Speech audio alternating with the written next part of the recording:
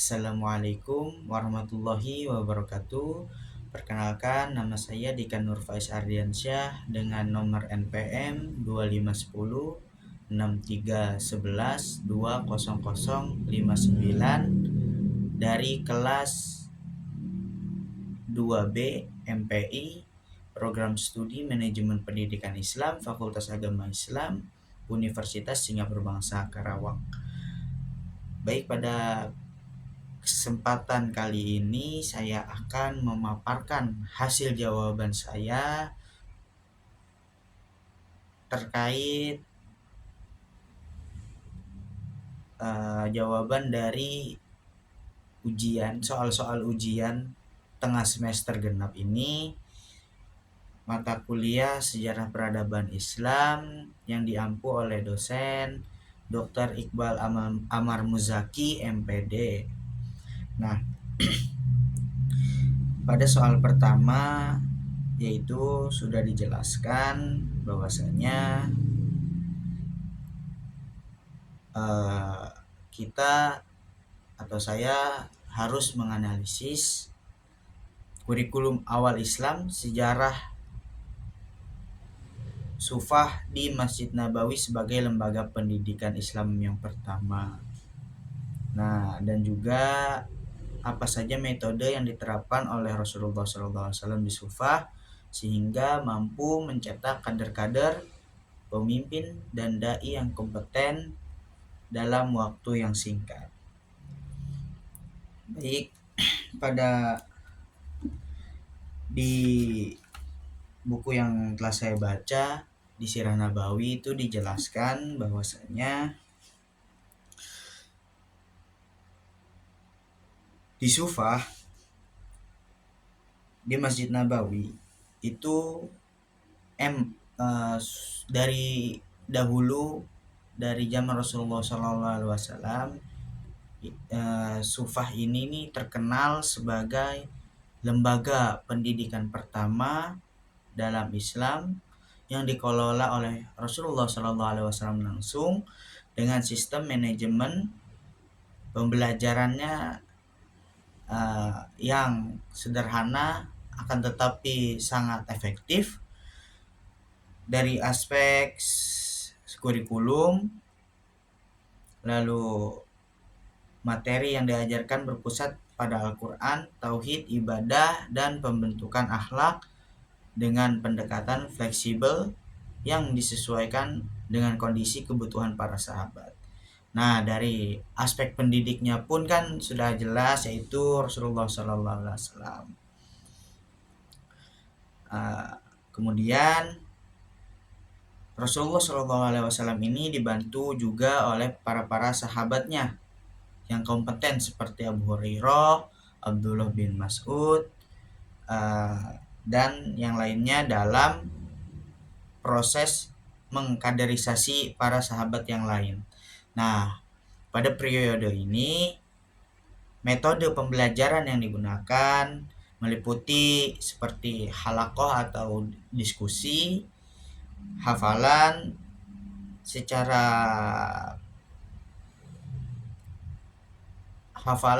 talaki, lalu praktik langsung sehingga terjadi integrasi antara ilmu dan amal.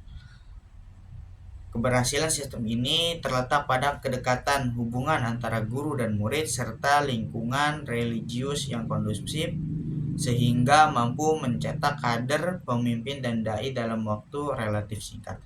Nah,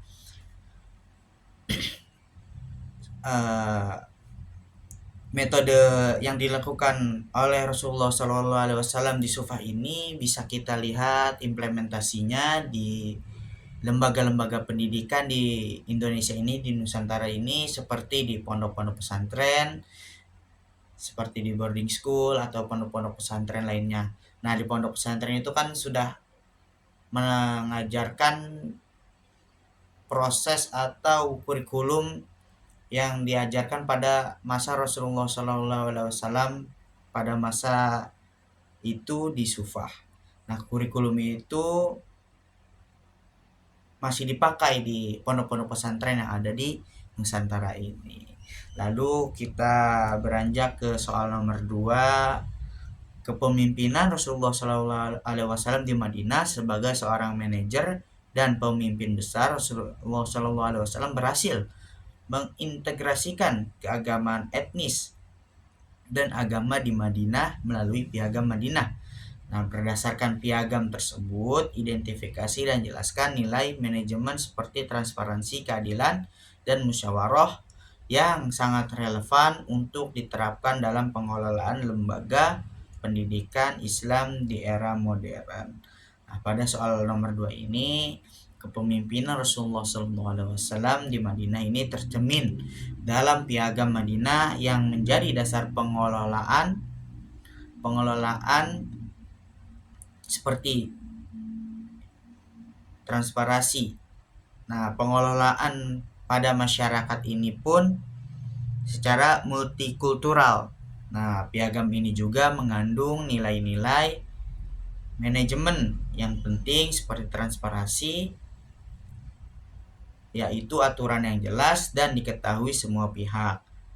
Keadilan yaitu perlakuan setara tanpa diskriminasi antara muslim dan non-muslim, serta musyawarah sebagai dasar pengambilan keputusan bersama. Selain itu, terdapat nilai toleransi dalam menghargai perbedaan agama dan etnis. Nilai-nilai tersebut sangat relevan dalam pengelolaan lembaga pendidikan Islam modern, khususnya dalam menciptakan masyarakat atau menciptakan sistem yang sangat inklusif, adil, dan partisipatif dalam mengelola manajemen tersebut.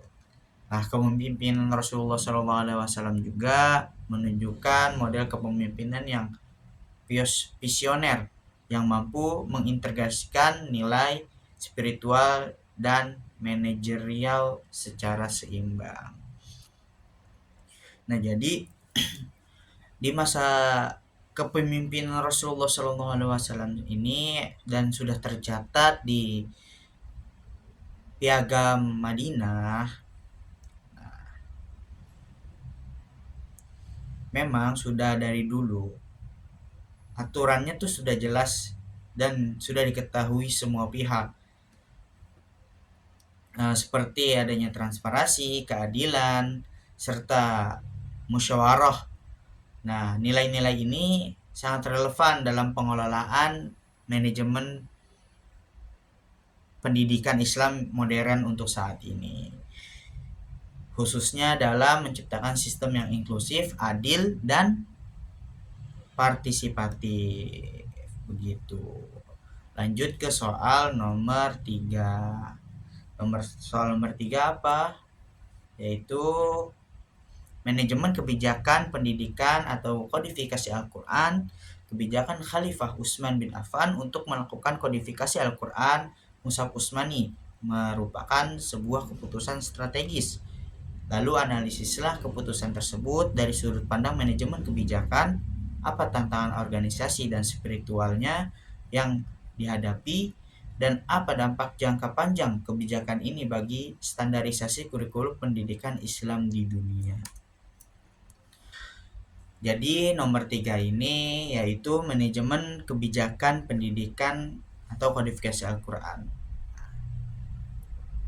Dari sudut pandang manajemen, apa dari sudut pandang manajemennya, yaitu kebijakan kodifikasi Al-Quran pada masa Utsman bin Affan merupakan langkah strategis dalam manajemen kebijakan pendidikan Islam. Nah, tantangan yang harus dihadapi meliputi perbedaan dialek seperti bacaan qiraat, lalu meluasnya wilayah Islam, serta potensi terjadinya perpecahan umat. Untuk mengatasi hal tersebut, dilakukan standarisasi mushaf dengan menyusun mushaf Utsmani, mendistribusikannya ke berbagai wilayah, serta menghapus versi yang berbeda. Dari perspektif manajemen, kebijakan ini merupakan bentuk pengendalian mutu atau quality control dalam menjaga keaslian sumber ajar. Nah, dampak jangka panjangnya adalah terciptanya keseragaman kurikulum pendidikan Islam dan terjaganya autentisitas Al-Quran hingga saat ini. Nah, saya juga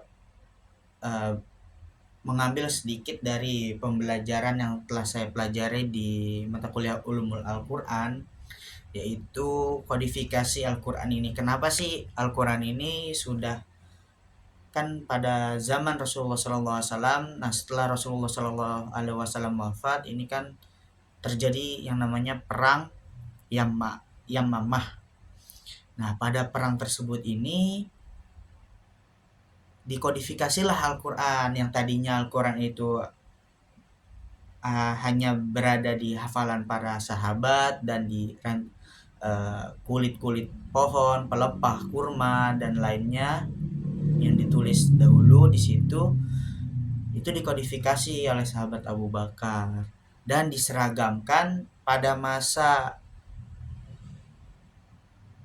Sayyidina Utsman. Si Al-Quran itu diseragamkan dengan mengikuti khat Utsmani. Agar apa? Agar tidak terjadi kesalahpahaman di antara yang lainnya, agar memudahkan kita juga, serta ya seperti di sini menjadi pengendalian mutu atau quality control, menjaga keaslian sumber ajar agar terciptanya keseragaman pendidikan Islam di masa sekarang. Nah, jadi manajemen pendidikannya ini terdapat di quality control, memanajemen atau memanage Al-Quran ini sehingga menjadi satu kesamaan atau keseragaman dialek atau khat atau cara baca atau cara penulisan Al-Quran agar berseragam dengan yang lainnya, agar tidak terjadi kesalahpahaman. Nah, lanjut ke soal nomor 4. Inovasi sistem tata kelola di masa Umar atau Khalifah Umar bin Khattab dikenal sebagai peletak dasar administrasi pemerintahan dan pendidikan Islam, seperti penetapan gaji guru dan pembangunan infrastruktur kota. Lalu evaluasilah gaya kepemimpinan manajemen Umar dalam melakukan transformasi dari sistem kesukuan menuju sistem administrasi modern yang terkelola dengan baik. Nah, pada soal nomor 4 ini sudah dijelaskan bahwasannya yaitu sistem tata kelola di masa Umar ini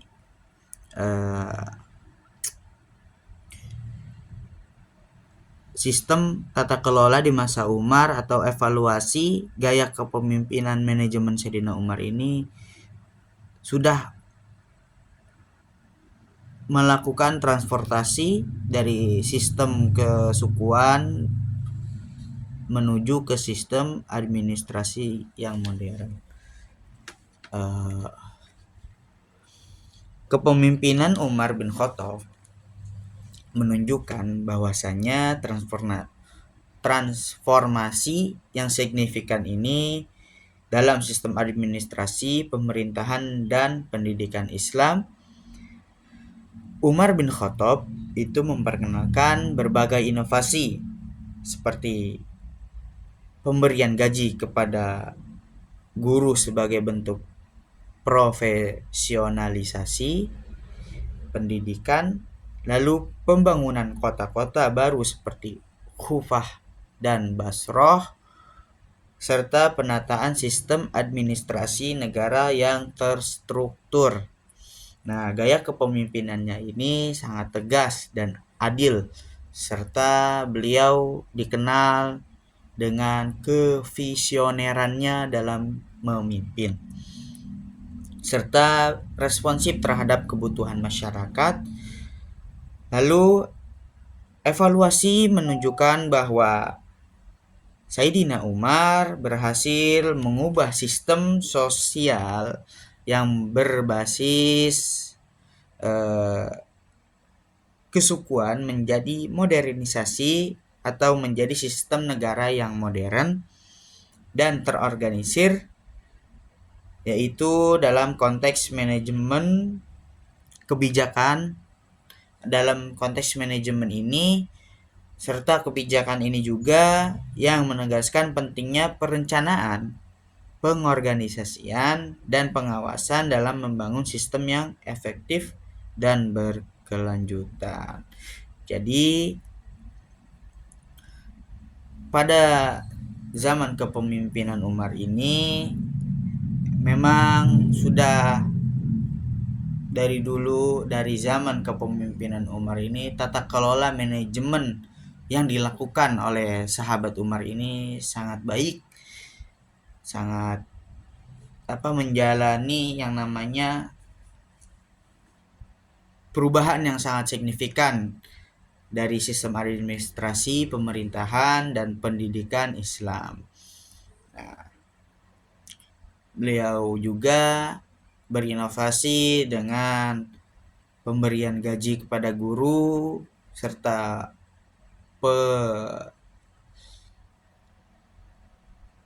pembangunan kota-kota baru seperti Kufah dan Basrah serta penataan sistem administrasi negara yang terstruktur. Nah, lanjut ke nomor 5. Soalnya apa?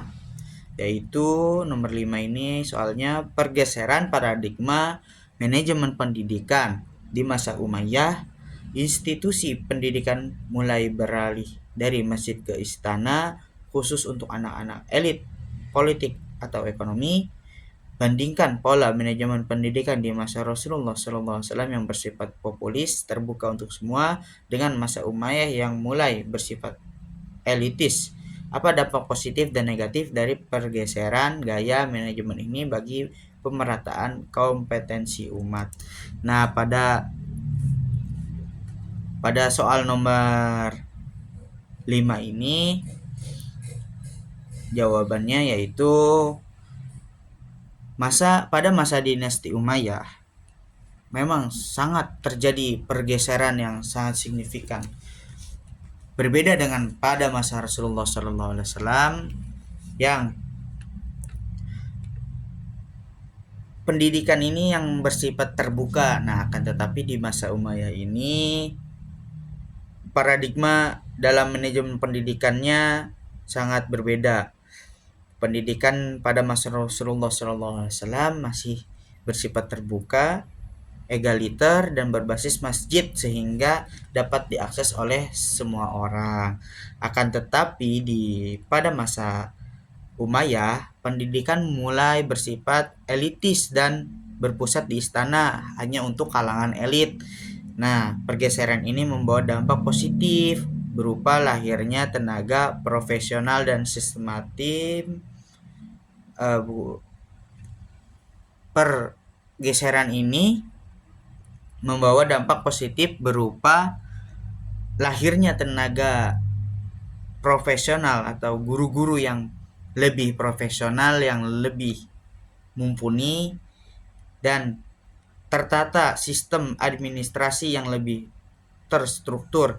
Nah, namun juga menimbulkan hal negatif. Apa hal negatifnya? Yaitu berupa kesenjangan akses pendidikan. Secara analitis, perubahan ini menunjukkan transformasi dari pendidikan yang inklusif menjadi eksklusif yang berpengaruh terhadap pemerataan kompetensi umat. Jadi pada saat Rasulullah SAW ini kan pendidikan bersifat terbuka. Nah, akan tetapi pada masa Umayyah ini terjadi pergeseran yang menjadi pendidikan ini menjadi eksklusif. Nah, pada masa Rasulullah SAW ini pendidikan bersifat terbukanya ini karena dapat diakses oleh semua orang, tetapi pada masa Umayyah ini hanya orang-orang tertentu seperti orang-orang yang elit saja yang tinggal di istana. Jadi kan kasihan ya kalau orang-orang yang terbelakang gitu yang bukan orang-orang istana. Nah, itu dampak negatifnya. Tapi dampak positifnya yang dapat kita ambil yaitu dari manajemennya Umayyah ini, dampak positif yang dapat kita ambil ini mencetak generasi atau guru-guru yang sangat mumpuni serta sudah tersistem, baik itu administrasi maupun yang lainnya. Nah, lebih terstruktur pula dan mencetak guru-guru atau pengajar yang mumpuni serta yang profesional. Baik, lanjut ke soal selanjutnya, yaitu soal nomor 6. Yang soalnya yaitu manajemen budaya dan bahasa. Lalu kebijakan Arabisasi, penetapan bahasa Arab sebagai bahasa resmi administrasi oleh Khalifah Abdul Malik bin Marwan, sehingga berhasil memperluas pengaruh budaya Islam, namun di sisi lain menimbulkan ketegangan sosial atau gerakan suubiyah, serta analisislah keberhasilan manajemen budaya organisasi pada dinasti Umayyah dalam menyatukan keragaman wilayah kekuasaan yang luas tersebut. Nah, pada masa itu manajemen budaya dan bahasa pada kebijakan Arabisasi oleh Abdul Malik bin Marwan, itu yang pertama, beliau menggunakan strategi manajemen budaya untuk menyatukan wilayah kekuasaan Islam yang luas dengan menjadikan bahasa Arab menjadi bahasa resmi dalam administrasi. Nah, pemerintah berhasil meningkatkan efisiensi birokrasi dan memperkuat identitas Islam. Akan tetapi, kebijakan ini menimbulkan ketegangan sosial seperti munculnya gerakan Suubiyah yang menolak dominasi budaya Arab. Dari perspektif manajemen, kebijakan ini berhasil dalam standarisasi budaya organisasi, akan tetapi kurang memperhatikan keberagaman lokal. Oleh karena itu, diperlukan keseimbangan antara integrasi budaya dan penghargaan terhadap pluralitas yang pluralitas pada masyarakat. Nah, lalu lanjut ke soal nomor 7. Soal nomor 7 yaitu menganalisislah manajemen lembaga Bait al-Hikmah.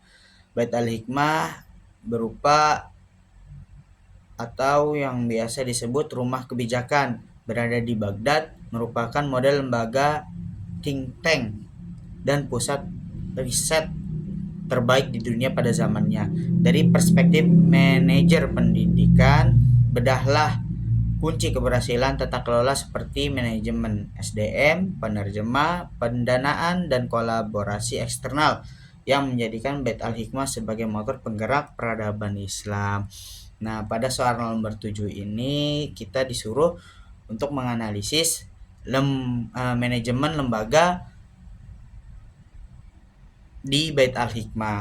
Nah, Bait al-Hikmah ini berada di kota Baghdad yang merupakan yang disebut juga perpustakaan atau merupakan model lembaga pendidikan dan riset yang unggul pada masa Abbasiyah. Keberhasilannya ini ditopang oleh manajemen sumber daya manusia yang disebut SDM, manajemen SDM yang melibatkan ilmuwan lintas agama dan budaya seperti Hunain bin Ishaq, serta dukungan pendanaan penuh dari negara.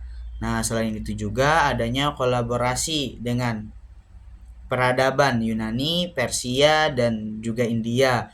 Nah, kemungkinan terjadinya transfer ilmu pengetahuan secara besar-besaran dalam kolaborasi antara Yunani, Persia, dan India. Nah, dalam perspektif ini, manajemen pendidikan di Bait al-Hikmah menerapkan prinsip meritokrasi, kolaborasi terbuka, dan investasi tinggi dalam pengembangan ilmu. Hal ini menjadikan sebagai pusat inovasi dan motor penggerak kemajuan peradaban Islam. Namun sayangnya pada zaman di Bait Al-Hikmah pada zaman itu terjadi kehancuran besar-besaran yang diserbu oleh bangsa Tartar atau Mongol, sehingga banyak arsip-arsipnya yang dibakar dan ditenggelamkan ke sungai. Lalu lanjut ke soal nomor 8, yaitu visi kepemimpinan untuk pembangunan karakter pada masa Abbasiyah, khususnya di bawah Harun ar-Rasyid, mencapai kemasan karena kepemimpinannya yang sangat menghargai ilmu dan budaya atau menghargai ilmu dan ulama, budaya literasi. Lalu apa pelajaran manajemen kepemimpinan strategis yang bisa diambil oleh para calon kepala madrasah dan pesantren masa kini dari visi Harun ar-Rasyid untuk membangun budaya mutu di lembaganya. Nah, pada soal nomor 8 ini kita disuruh atau kita diminta untuk menganalisis visi kepemimpinan untuk pembangunan karakter. Nah, pembangunan karakter apa yang kita pelajari dari metode kepemimpinannya Harun ar-Rasyid. Nah, masa pemerintahan Harun ar-Rasyid merupakan periode keemasan di peradaban Islam yang ditopang oleh visi kepemimpinan yang menghargai ilmu pengetahuan dan ulama. Ia mendorong budaya literasi, mendukung lembaga pendidikan, serta memberikan perhatian besar terhadap pengembangan sumber daya manusia. Dari perspektif tersebut dapat disimpulkan bahwa manajemen kepemimpinan ini menunjukkan pentingnya investasi pada human capital sebagai kunci kemajuan organisasi. Nah, pelajaran yang dapat diambil oleh pemimpin atau pendidikan pada masa sekarang pelajaran